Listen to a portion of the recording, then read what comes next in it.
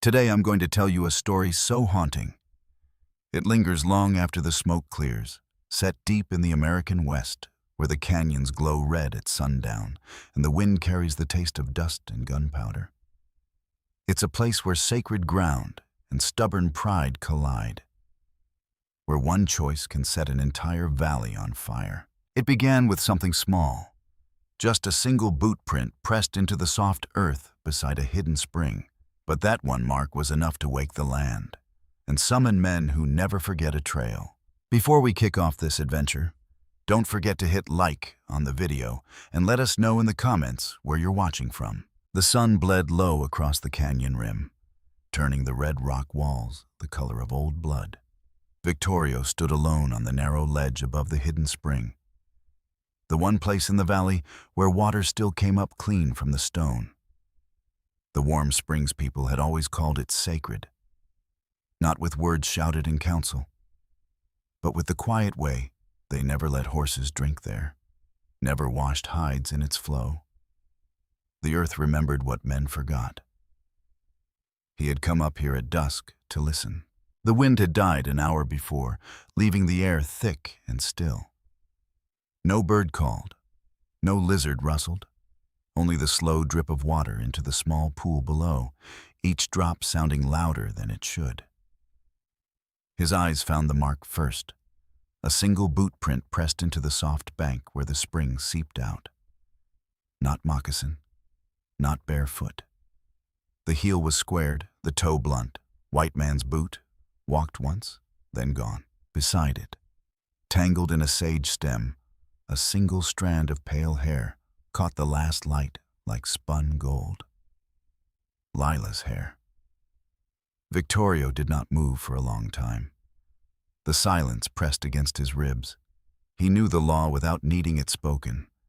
The spring belonged to the people, to the children who would come after, to the ancestors whose names were no longer said aloud. A stranger's touch, especially a woman who carried the scent of another world, could sour the water for seasons. Some said forever. He crouched slowly, knees creaking against the stone. His fingers brushed the sage, lifted the strand. It was soft, foreign, still warm from the day. He held it between thumb and forefinger, feeling nothing of desire, only weight. The girl had come here earlier, alone, probably to drink when no one watched. She had not known. Or perhaps she had known and come anyway. Down in the valley, the lodges lay dark against the juniper. A thin thread of smoke rose from the central fire. Chato tending it, Loco standing watch, Nantan already asleep with the others. Taza, the small boy, had been playing near the spring at noon. Victorio had seen him run back to his mother when Lila appeared. The child had not spoken of it. Children learned silence early. Victorio let the hair fall from his hand. It drifted down, caught once on a thorn, then settled into the dust beside the boot print.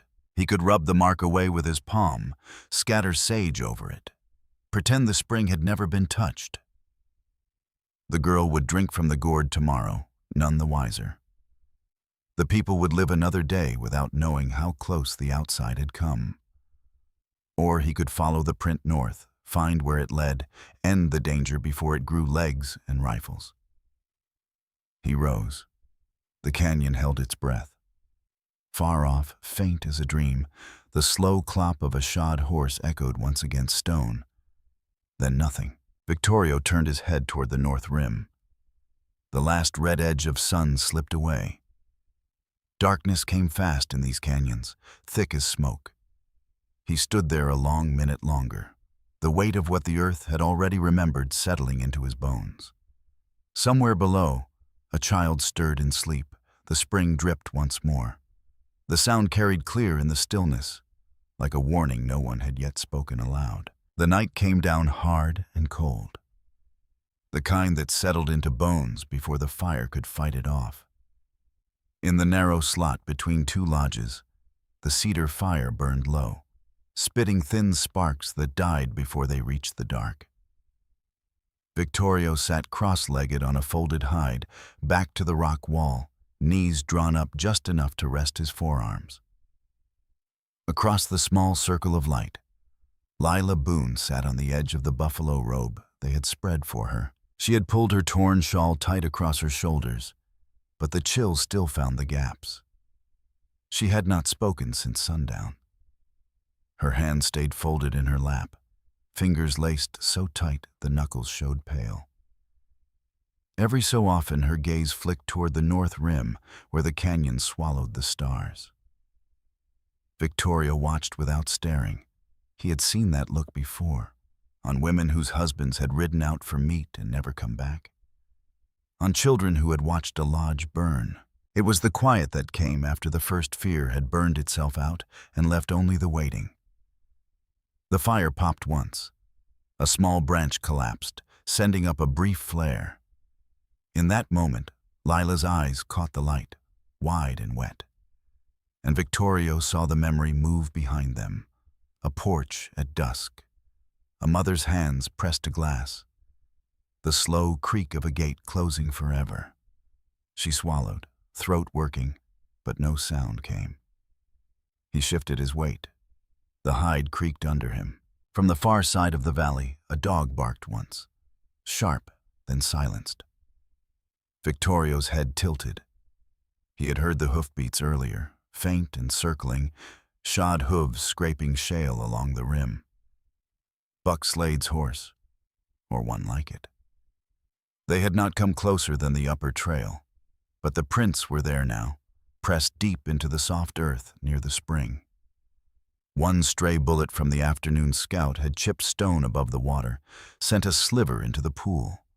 The girl had seen it. She had not asked what it meant. Lila's breathing came shallow. She lifted one hand, wiped at her cheek with the back of her wrist, then let it fall again. Victoria reached into the small pouch at his belt, drew out the short skinning knife. Bone handle worn smooth, blade no longer than a man's palm.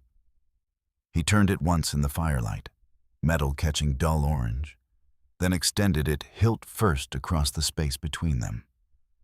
She looked at it, then at him. Her fingers hesitated, hovered, then closed around the handle. The knife was warm from his body.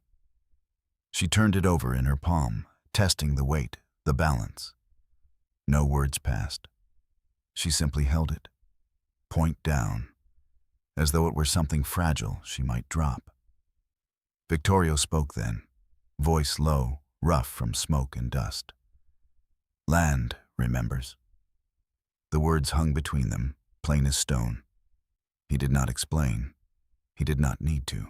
The girl's eyes lifted to his face, searching for something. Mercy, anger, promise. She found only the same steady dark that had met her in the desert when she lay dying beside her horse. Outside the circle of fire, the night thickened. A faint scrape of iron on rock carried down from the rim, shod hoof shifting weight, then still. The dog did not bark again. The fire settled to coals, red eyes glowing low. Lila's grip tightened on the knife until her knuckles whitened. She drew a slow breath, let it out, and slipped the blade into the fold of her shawl. Victoria rose without hurry. He kicked dirt over the coals. Darkness rushed in, sudden and complete. For a moment neither moved. Then, from the north, the soft, deliberate clop of a horse resumed, closer now. Deliberate, testing the edge of the canyon like a finger tracing a scar. The girl's shoulders lifted once, a small shudder she could not hide. Victoria stood beside her in the black, listening to the sound grow. The valley held its breath with them. The first gray light seeped over the eastern rim like spilled milk, pale and thin, turning the valley floor from black to bruised gray. The spring ran sluggish now, barely a trickle over red stone, the pool below it clouded with silt. Victoria sat on his heels beside the water, elbows on knees, staring at the slow-moving surface. Chato crouched to his left, Loco to his right, Nantan a step back. 4 men in a loose half-circle, faces drawn against the growing light. No one spoke. The only sound was the faint gurgle of what remained of the spring and the distant scrape of wind through juniper. Lila Boone stood outside the ring, 10 paces off, arms folded tight across her chest. Her boots were planted in the damp grass, but she did not step closer. The buffalo robe she had slept under still hung from her shoulders, heavy with dew and smoke. Her eyes stayed fixed on the ground between her feet, tracing the cracks in the mud where the water had already begun to shrink. Taza watched from farther back, perched on a low boulder near his mother's lodge. The boy's small hands gripped the edge of the rock, knuckles pale. He did not move, did not blink. Children learned early that some things were not for them to interrupt. A sharp crack split the air, once, then again. Warning shots, high and deliberate, rolling down from the north rim like distant thunder. The echoes bounced off the canyon walls, startling a small herd of goats grazing near the stream. One bolted, hooves scrambling over loose shale. Another stumbled, legs buckling. A dark streak bloomed along its flank. It tried to rise once, throat working in a low, pained bleat, then collapsed sideways. Blood welled, thick and black in the morning light, spreading toward the spring in a slow, thin ribbon. Victorio did not flinch. His gaze lifted slowly to the rim, then returned to the water. The blood reached the edge of the pool, swirled once in a lazy curl, then sank. The spring accepted it without protest. Chato's jaw tightened. He glanced sideways at Lila, eyes narrow, then away again. Loco exhaled through his nose, a short, controlled sound. Nanton shifted his weight once, boots scraping stone, but said nothing. The silence stretched, heavier than the shots had been. Lila's shoulders lifted in a small, involuntary shudder. She lifted one hand, as if to cover her mouth, then let it fall. Her face had gone pale beneath the dust, lips pressed thin. She stared at the dead goat, at the blood now staining the bank she had knelt beside only yesterday to drink. The memory of her own thirst came back sharp. Tongue swollen, lips cracked, and with it the knowledge that her staying had brought this. Not the bullet itself, perhaps, but the trail she had left, the tracks her horse had pressed into soft earth. The scent of her fear carried on the wind. Victorio rose without hurry. He walked to the water's edge, crouched again, dipped 2 fingers into the pool where the blood had mixed. He brought them up, studied the dark stain on his skin, then wiped them clean on the leg of his leggings.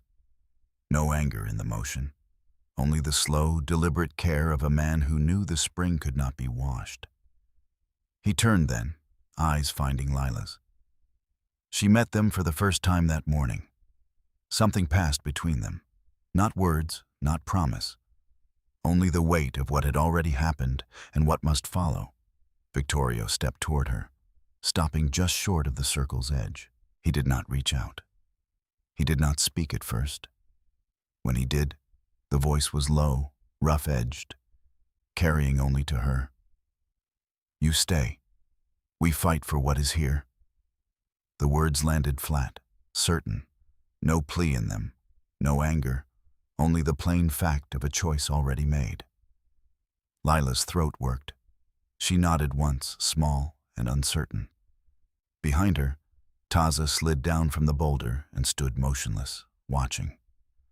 From the north rim, another shot cracked. Closer this time. Deliberate. Dust puffed from a rock face high above the spring. The goats scattered again, hooves clattering over stone. Victorio turned back to the council. Chato and Loco were already rising, hands drifting toward knife hilts.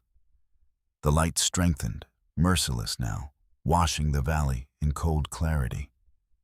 The blood in the spring had settled to a faint stain on the bottom stones. It would not wash away easy. The wind rose then, carrying the faint metallic bite of gunpowder down from the rim. The valley waited. The sun stood straight overhead, a white-hot coin pressed against the sky, burning away every shadow on the narrow north rim. Heat rose in shimmering waves from the red rock, making the canyon walls waver like water. Victorio stood at the edge of the drop, boots planted wide on weathered stone, rifle resting loose in the crook of his arm. Not raised, not ready, just there. Lila Boone stood a half step behind him, close enough that the faint scent of sage smoke still clung to her shawl, but far enough that their shadows did not touch. Below, in the pinched throat of the pass, Buck Slade sat his horse at the head of 3 others. Dust drifted around the animal's legs in slow spirals. Slade's red bandana hung loose at his throat, stained dark with sweat. He squinted upward, face shadowed under the brim of his hat, then cupped a hand to his mouth. Lila Boone! The name cracked off the cliffs, bouncing once, twice, then dying. You come down now, girl. Harlan Boone says, if you don't ride back with us, the army'll call this place a nest of renegades. They'll burn it. Every lodge. Every last blade of grass. The words settled over the valley like smoke from a distant fire. Lila's breath caught, a small, sharp sound she tried to swallow. Her hands trembled at her sides. She stared down at the tiny figures, at the glint of metal on Slade's saddle horn, at the horses shifting restless under the weight of rifles across pommels. The memory of her father's porch came unbidden, the gatepost under Harlan Boone's hand, the flat certainty in his voice when he spoke of alliances and water rights. She felt it now, the same iron closing around her chest. Taza sat a few paces back on a flat boulder, knees drawn up, small hands gripping the stone. The boy did not look away. His eyes moved from Victorio to Lila to the men below, taking it all in without a word. Children learn to watch before they learn to speak of what they saw. A rifle cracked from the pass, high, not aimed. The bullet struck the rock face 10 feet from Taza, showering dust and sharp chips across his legs. The boy flinched once, shoulders hunching, but did not cry out. A thin line of blood appeared on his shin where a fragment had cut through skin. He pressed a palm to it, staring at the red on his fingers as though it belonged to someone else. Victorio's shoulders tightened. He did not turn. His gaze stayed fixed on Slade below. Lila saw the shift, the way his fingers flexed once on the rifle stock, then stilled. She took 1 step forward, out of the boulder's shadow, into the open sun. The light caught her hair, the torn hem of her skirt, turning her into something clear and unmistakable against the red rock. Slade's horse sidestepped. He leaned forward in the saddle, squinting harder. Lila drew a breath that scraped her throat raw. Her voice came out small at first, then steadier, carrying down the canyon. I won't go. The words rang off stone, echoing louder than she expected. For a long second, nothing moved, only the wind scraping across rock and the faint jingle of bridles far below. Victorio turned his head just enough to look at her. No surprise in his eyes, no approval, only the same heavy acceptance that had been there since the spring that morning. He lifted one hand, palm open, and rested it lightly on her shoulder. Not to hold her, not to pull her back, just to steady, the touch brief as a breath, then gone. His gaze shifted past her to Taza. The boy still sat motionless, blood drying dark on his leg, eyes wide and unblinking. From the pass below, Slade gave a short, humorless laugh that carried up clear. Enough games, girl. He raised one gloved hand, made a sharp gesture. Rifles shifted, horses turned. The group began to spread out, flanking the narrow entrance to the pass. Dust thickened, rising in a slow yellow cloud. Victorio's hand fell away. Lila felt the absence like cold air against skin. She stood there, exposed on the rim, heart hammering against her ribs. The canyon held its breath. Far below, metal clicked as a cartridge slid home. The sun slipped another inch west. The dust cloud grew thicker, darker, rolling upward like a promise no one could outrun. The afternoon sun slanted low across the valley, throwing long shadows from the western rim that stretched dark fingers over the lodges below. The spring had shrunk to a thin silver thread, barely wetting the stones it once covered. Victorio sat cross-legged on the packed earth at the water's edge, back straight but shoulders carrying the day's weight. Chato and Loco flanked him, knees drawn up, faces carved from the same red rock that walled the canyon. Nantan knelt a little apart, hands resting open on his thighs. No one spoke. The only sound was the faint, irregular drip from the cleft above, each drop slower than the last, falling into a pool no longer deep enough to reflect the sky. Lila Boone stood outside the circle, 10 paces back, arms wrapped around her middle as though holding herself together. Her boots were planted in dry grass that cracked under her slight shift of weight. She kept her head bowed, eyes fixed on the shrinking ribbon of water. The guilt sat heavy in her chest, pressing like a stone she could not spit out. She had drunk from this spring yesterday, cool, clear, tasting faintly of mineral and pine. Now it died because tracks she had left had led men here with ropes and rifles, and stones rolled down from the rim. Taza sat near his mother's lodge, a few yards off, knees pulled to his chest. The boy's mother had drawn him close earlier, but he had slipped away to watch.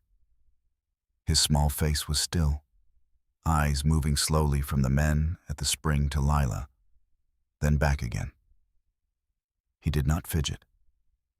He simply witnessed. A low scrape of stone on stone carried down from the high cleft.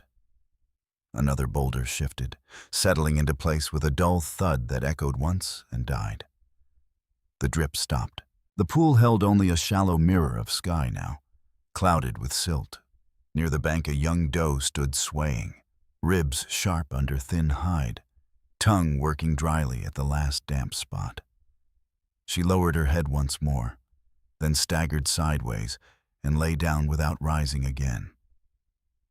Chato's gaze lifted to Lila. He held it a long moment, long enough that the silence thickened, then looked away. Loco exhaled through his nose, a controlled breath that carried no anger, only weariness. Nantan's fingers flexed once on his knees, then stilled. The circle remained unbroken, but the space around Lila felt wider, colder. Victorio rose without sound.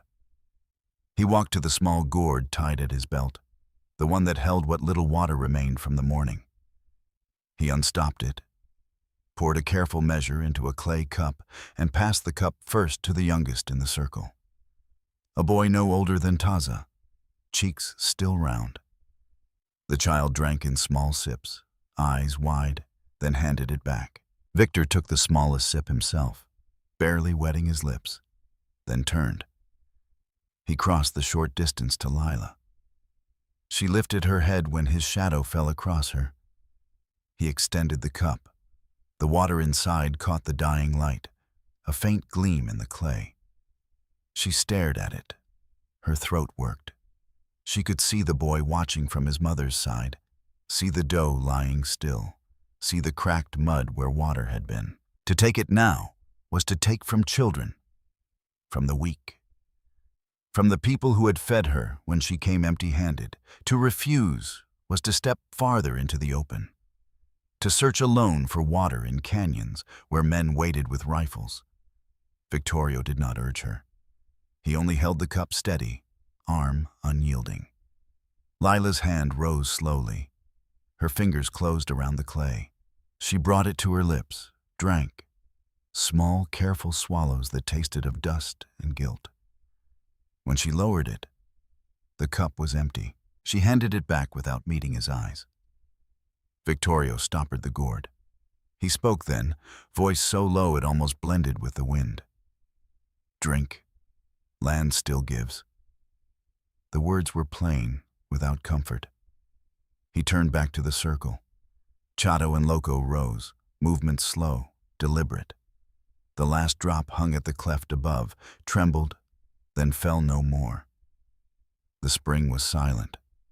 Taza stood up from where he sat. He walked 3 steps toward Victorio, stopped, and looked up. The boy's eyes held no accusation, only a question too large for words. Victorio met that gaze for a long moment. Then he looked away, toward the north rim where dust still hung in the air from the morning's shots. The valley waited under the lengthening shadows. No water came. No words followed. Only the quiet knowledge that tomorrow the thirst would be deeper, and the men above would come closer still. The night had fallen thick and black over the valley, broken only by the hungry orange glow of the central fire. It burned low inside the lodge poles, cedar snapping soft and steady, sending thin threads of smoke curling up through the smoke hole. Victorio sat just outside the entrance on a worn buffalo robe, back against the hide wall, knees drawn up. The rifle lay across his lap, barrel cool now, metal holding the last faint warmth of the day. Lila Boone sat beside him. Not close, but near enough that the faint heat of the fire reached them both. She had drawn her knees to her chest, arms wrapped around them, the empty gourd resting beside her hip like an accusation. She had not slept. The thirst had settled deep, a dull knife scraping the inside of her throat with every swallow. Her hands trembled when she lifted the gourd earlier, hoping for one last drop. It had come back dry. The valley smelled of dry earth and cooling stone, undercut by the sour bite of smoke from the far rim. Colt Harlan's camp, close enough now that the wind carried the low murmur of voices, a burst of rough laughter that died quick against the canyon walls. A doe lay near the spring bank, 20 paces off. She had collapsed at dusk, legs folding under her like broken sticks. Her sides no longer heaved. The blood from a small cut on her flank had dried black in the dust, no longer flowing. Flies had already found her. No one had moved the body. Moving it would only waste what little strength remained.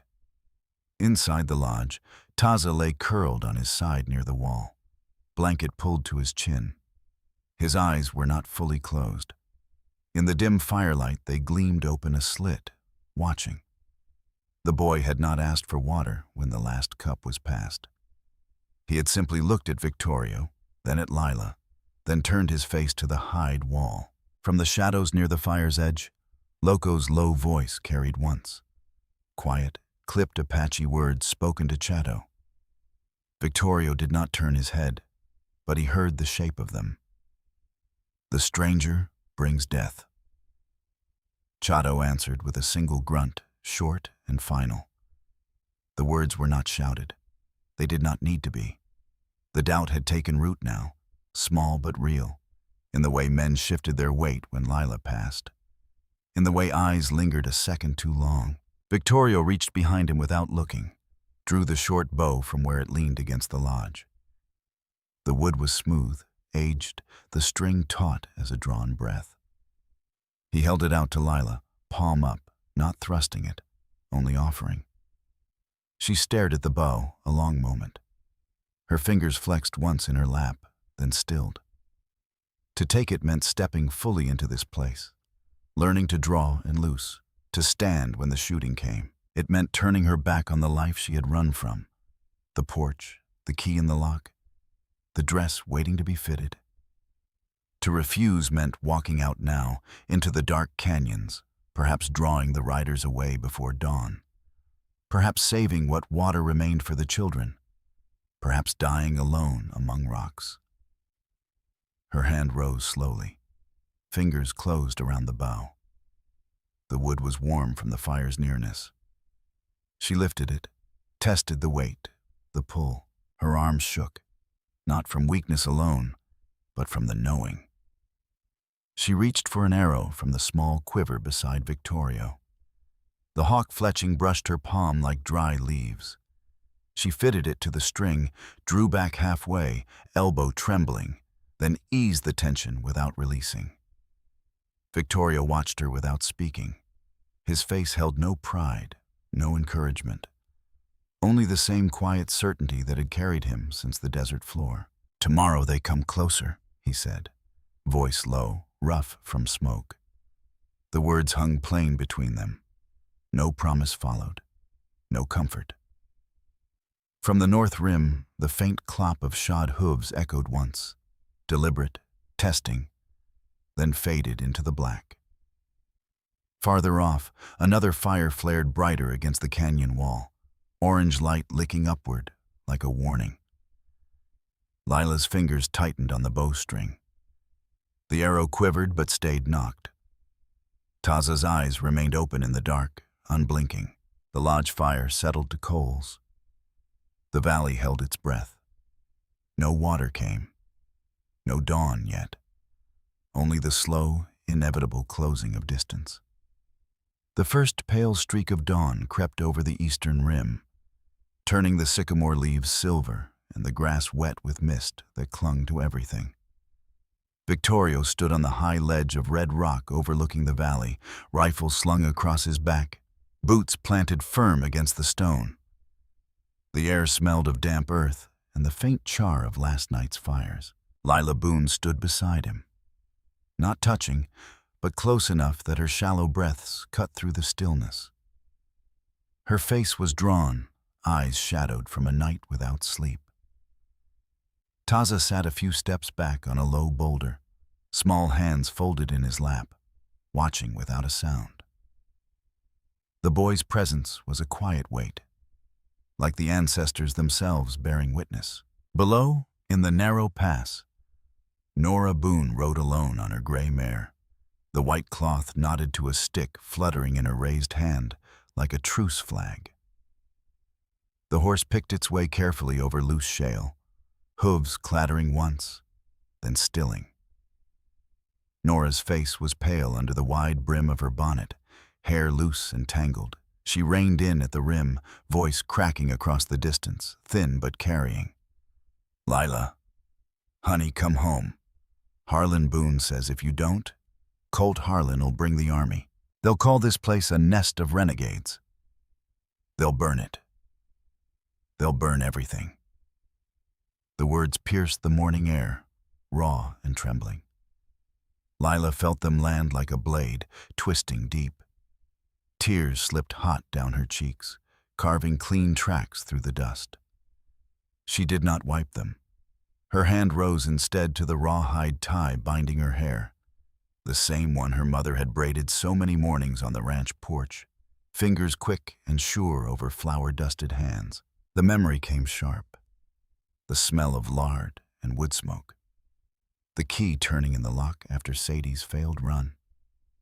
The hired girl Josie's quiet sobs through the door. Victorio did not move. His gaze stayed fixed on the valley below, then lifted farther, toward the distant line where the Warm Springs land blurred into memory. The springs that had given life to his people before the reservations, before the bluecoats drove them south. No anger in his stance, only the slow, inward pull of a man who knew the earth held debts that could not be paid back. Behind Nora, the faint drum of hooves grew. More riders, spreading out along the rim, dust rising in a slow yellow haze. Metal glinted once in the weak light.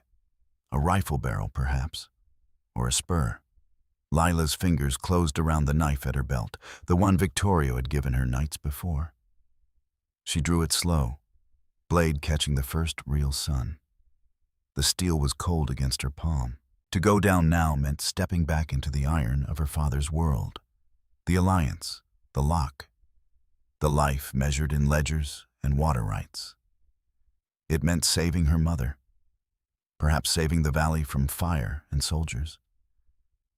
But it meant losing this ground, this man, the fragile thing she had chosen without words. To stay meant blood, her mother's, perhaps the children's, the spring's final death. It meant breaking every tie to the ranch, every promise unspoken to Nora's hands at the window. She lifted the knife higher. The blade bit through the rawhide tie in one clean stroke. The cord snapped. Her hair spilled free, heavy and loose. The tie fluttered down, landing at Victorio's feet in the dust. A piece of her old life severed. Irretrievable. Nora's arm dropped below, the white cloth slipping to the ground like a fallen bird. She slid from the saddle, knees buckling, and sat hard in the dirt, head bowed, shoulders shaking. Lila took one step toward the trail down, then another. The rock scraped under her boots. Halfway to the edge, she stopped. Tears blurred the valley below. She turned back, gaze finding Victorio first, his face unchanged, eyes steady. Then Taza, the boy still sitting silent on his stone. From the pass, the hooves grew louder, rolling up the canyon walls like thunder no longer distant. Colt Harlan's voice carried faint on the wind, edged with impatience. No road back now. The dust cloud thickened. The ledge held its breath. Victorio did not reach for her. He only stood, the severed tie at his feet, the morning light washing merciless over them all. The sun bled low across the western cliffs, painting the valley in a fierce, dying red that turned every rock and blade of grass the color of fresh wounds. Smoke rolled thick from the lodges nearest the pass, cedar and hide curling black into the sky, stinging the eyes and throat. Victorio stood in the open ground near the center of the camp, knife in one hand, the other pressed to the shallow cut across his ribs that darkened his shirt in a slow seep. His breathing came measured but heavy, each exhale carrying the faint rasp of pain he did not voice. Lila Boone crouched a few paces away, arms wrapped around Taza. The boy pressed tight against her chest. A shallow gash on his arm wept blood onto her torn blouse, red against pale cotton, warm and sticky. She held him close, shielding him with her body. But her eyes stayed fixed on the far side of the clearing. Nora Boone knelt in the churned dirt, Buck Slade's thick fingers locked around her upper arm. Her bonnet had fallen away. Gray hair hung loose and tangled. She did not struggle. Her free hand clutched at Slade's wrist, not fighting, only holding on. Her face was pale, lined deeper than Lila remembered, eyes searching the smoke for her daughter. Colt Harlan sat his horse at the center of the pass, revolver resting across his saddle horn. Flames lit his face from below, carving deep shadows under his eyes. He lifted the muzzle slow and deliberate, pressing it to the back of Nora's head. The metal caught the firelight, cold and bright. "Decide, Lila," he said. His voice was calm, almost bored. "Right now." The words cut through the crackle of burning hides and the low groans of wounded men. Lila's arms tightened around Taza. The boy trembled once, small body curling in on itself. She felt his heartbeat against her ribs, fast, fragile. Nantan lay 20 paces off, face down in the dust, leg twisted under him. Blood pooled dark beneath his thigh where a bullet had torn through. He tried once to push up, arm shaking, then collapsed again, breath wet and ragged. No one moved to him. There was no time. Victorio's eyes never left Harlan. His knife hand flexed once, then stilled. He could end it here. Step forward, draw fire, give Lila the moment to run. But the valley was already burning. Lodges cracked and popped as flames ate through poles. Another goat screamed once, high and terrible, then fell silent under a stray round. The spring, already dry, would drink no more blood tonight. Harlan's thumb cocked the hammer. The metallic click carried clear over the chaos. Lila's throat closed. She saw her mother's hands again, shaping biscuits on the ranch table, pressing glass at the window the night she ran. The woman who had never raised her voice, never asked for anything, now knelt in blood-soaked dirt because of a daughter's choice. Victorio moved then, not fast, not dramatic. He drew the bow from his shoulder in one fluid motion, knocked an arrow without looking, drew and released. The shaft hissed through smoke, struck Harlan high in the right shoulder. The man grunted, jerked backward. The revolver slipped from his grip, thudded into the dirt. Blood bloomed dark between his fingers. He swayed, clutching the wound. Ellen, no, Nora, screamed, a raw, terrified sound that tore through the haze. For one long second, everything stopped. No shots, no movement. Only the crackle of burning lodges and the ragged breathing of the wounded. Then a rifle cracked from the pass, blind, panicked. The bullet found Nora low in the side. She jerked once, eyes wide, then slumped forward. Buck Slade released her arm. She fell sideways into the dust, skirts spreading dark. Lila ran without thinking. She dropped Taza behind a boulder, gentle but urgent, then crossed the open ground on knees that buckled twice. She reached her mother, pulled her into her arms. Nora's breath came shallow, wet. Her hand lifted, trembling, found Lila's cheek. The skin was already cold. "Mama's proud of you," Nora whispered, the words breaking on a small, rattling breath. Her fingers tightened once, then slackened. The hand fell away. Her eyes closed. Lila stayed there, forehead pressed to her mother's shoulder, feeling the last warmth leave the body beneath her. No sobs came. The tears had dried hours ago. Only a deep, hollow ache filled her chest until she could barely breathe. Victorio stood where he had loosed the arrow, bow still in hand, blood dripping steady from his ribs. He looked at Taza first. The boy crouched behind the rock, eyes wide, unblinking. Then at Lila. The fire roared higher. Smoke rolled low, bitter, stinging. The valley burned around them, black skeletons of lodges collapsing in slow motion. From the pass, horses snorted, metal clicked. The riders began to close again. Victorio did not move. He only stood, the bow steady in his grip, eyes on the boy who had seen everything.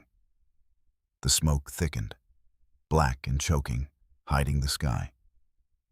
No victory came, only the weight of what had been lost, settling like ash on skin that would never forget. The first gray light of false dawn seeped into the valley, turning the sycamore leaves silver and the grass wet with mist that clung to everything. The fires had burned themselves out during the night, leaving only black skeletons of lodges and the acrid stink of charred cedar hanging low over the ground. Smoke still drifted in thin blue threads, bitter on the tongue. Colt Harlan's men had pulled out in the dark hours after the arrow took him in the shoulder, dragging their wounded leader and leaving 3 bodies sprawled in the dust among the ashes. The silence that followed was worse than the shooting. No wind, no birds. Only the soft crackle of cooling embers and the occasional low moan from someone still alive, but broken. Lila Boone knelt in the dirt beside the spring bank, a broken shovel from one of the burned lodges in her blistered hands. The blade was chipped, the handle cracked, but she drove it into the hard, rocky earth again and again. Each scoop cost her fresh pain, palms raw, weeping clear fluid under the dirt, but she did not stop. She had wrapped Nora in the last scrap of blanket she could find, laid her down gentle as though she might wake, then covered her with the soil she moved herself. No cross, no marker. Only the small mound rising under the lone piñon that still stood green against the blackened ground. Victorio stood a respectful distance away, near the edge of the scorched circle where the central lodge had been. He did not come closer. He did not offer help when Cheto had stepped forward earlier with a silent hand. This was hers to do. His shirt was stiff with dried blood from the cut on his ribs, but he stood straight, eyes fixed on the mound. The valley smelled of ash and iron and drying blood. The spring had begun to seep again, weak, hesitant, a thin silver thread working its way over the stones. But the earth beneath still held the metallic bite of gunpowder and the copper tang of what had been spilled. Taza sat cross-legged a few feet from the grave, small hands resting on his knees. The boy's arm was bandaged now, a strip of torn cloth knotted firm, but the stain remained dark against his skin. He watched Lila dig without blinking, without moving. His face was still, eyes wide and dark, taking in every motion, the way her shoulders rose and fell with each breath, the way the shovel bit into stone, the way the mound grew higher. Children carried memories longer than adults sometimes remembered to speak them. Lila's hands shook as she smoothed the last layer of earth. Blisters had burst, blood mixed with dirt on her palms. She sat back on her heels, staring at the fresh grave. No tears came. They had dried in the smoke and the night. Only the hollow ache remained, filling her chest until breathing hurt. She reached into the fold of her shawl, drew out the severed rawhide tie, the one she had cut on the ledge at dawn. It was frayed, stained with smoke and sweat. She held it a long moment, fingers closing tight, then opened her hand. The cord fell onto the mound, settling into the loose soil like something returned to the earth. She rose slowly, knees buckling once before they held. Victorio stepped forward then, not hurrying, not reaching. He stopped just short of the grave, close enough that she could feel the steady heat of him against the cooling air. He looked down at the mound, then at her. No words at first. The silence stretched, heavy and unbroken. When he spoke, the voice was low, rough-edged, carrying only to her. "You chose yourself." The words landed plain, without weight or promise. He lifted one hand, rested it lightly on her shoulder. Not to hold, not to pull, just to touch for the space of a breath. Then it fell away. Lila did not answer. She only stood there, hands black with earth and blood, eyes fixed on the grave. Taza rose from where he sat. He walked to the mound, small bare feet silent on the ash. He bent, picked up a smooth stone from the bank, and placed it carefully on top of the rawhide tie. Then he stepped back and looked up, first at Lila, then at Victorio. His eyes held everything he had seen. The arrow, the blood, the fire, the woman who had run and stayed and lost. From the North Pass, a raven lifted black wings against the pale sky, calling once, a harsh, lonely sound that echoed and died. The spring dripped once more, faint but steady. The valley lay quiet under the rising sun. Nothing was promised, nothing was forgiven. Only the truth remained, carved into the earth and carried in the eyes of a child who would remember long after the words were gone. The sun stood at its highest, a merciless white eye glaring down through the open smoke hole of what had once been the central lodge. Now only charred poles remained, blackened fingers reaching toward a sky too bright to hold grief. The valley lay quiet under the noon heat, dust hanging in the still air like suspended breath. Lila Boone sat alone beside the small mound of earth near the spring bank, knees drawn up under her torn skirt, hands resting open on the fresh soil. The piñón tree above cast a thin, jagged shadow across the grave, moving slow as the day wore on. No wind stirred yet. Only the faint drip of water returning to the spring, weak, hesitant, tasting still of ash and iron. Victorio stood far above on the high ledge of red rock, silhouette sharp against the pale sky. He had not come down since dawn. His shirt hung stiff with dried blood, rifle slung across his back, but he made no move to descend. He only watched, eyes steady, distant, carrying the weight of what the land had already taken and what it still held. The valley stretched between them, empty of lodges now, empty of voices. A few of the people had slipped away before first light.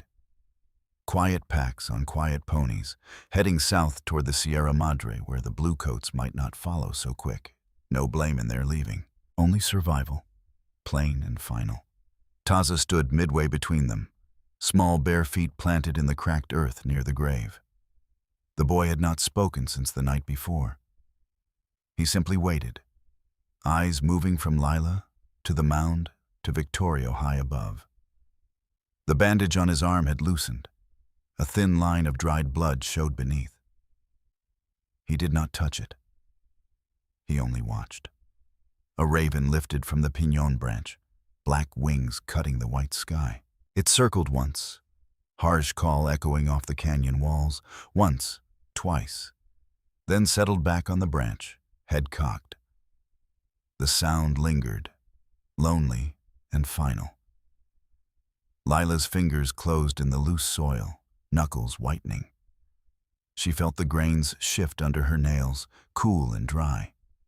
The rawhide tie still lay on the mound where she had placed it, frayed ends curling in the heat. She did not reach for it again. There was nothing left to bind. The ranch porch, the key in the lock, her mother's hands at the window, all gone, burned away with the lodges, with the spring silence, with the woman who had ridden alone into the canyon to call her home. She had chosen. The price had come due. Victorio did not move from the ledge. The distance between them felt wider than the valley itself. Necessary, perhaps, in the way the land demanded space after blood. He had kept what remained of himself Apache. The quiet law of the spring, the duty to the children who still breathed, the refusal to let the outside world erase the name of his people. But the valley was scarred now. The spring would run again, slow and thin, but it would carry the taste of what had happened forever. Taza took one step forward. He bent, picked up a smooth river stone from the bank, small, round, cool against his palm, and placed it beside the rawhide tie on the mound. The stone settled with a faint click. He straightened, looked first at Lila, eyes meeting hers for a long, unblinking moment, then up toward Victorio. The boy did not speak. He did not need to. What he carried now would stay with him longer than words ever could. The raven called again, sharper this time, the sound rolling down the canyon like a warning no one could answer. Far off, toward the North Pass, the faint clop of a single horse echoed once, fading, then gone. But the tracks remained pressed into soft earth, and the army could come back tomorrow or the day after. No promise kept them away. Lila lifted her head. Her gaze found Victorio on the ledge. He did not come down. He only stood, hands loose at his sides, the wind tugging once at his hair. Taza stepped back to his place between them, small shadow falling across the grave. The sun burned higher. Dust drifted slow across the mound. No words passed. No forgiveness offered. Only the quiet truth of what remained. A woman who had chosen. A man who had protected. A child who remembered. The valley held its silence under the relentless light. Nothing was mended. Nothing was promised. The earth kept score, and the score was not yet settled. Finally, let me send my deep thanks to you. Thank you for listening. If this story has touched your heart, I invite you to stay with us to discover more true tales of the Wild West. Stories that honor resilience, tenderness, and the spirit that God placed in those who blaze the trail. Subscribe, share. Leave your thoughts in the comments, and join us once again to journey across this untamed land. Thank you. Aviso legal/disclaimer. These stories are crafted purely for entertainment and may contain imaginative additions or dramatic interpretations inspired by old frontier eras. We use AI-based resources, voice, imagery, and drafting as part of our creative process. But every final detail is carefully reviewed and shaped by human effort to preserve emotional depth and authenticity. We strictly follow YouTube's rules regarding AI-generated content and refrain from deepfakes, altered identities, or misleading representations. All images, sounds, and related materials are lawfully obtained. Please do not reuse, modify, or distribute any portion of this content without written permission. Thank you for valuing creativity, respect, and original work.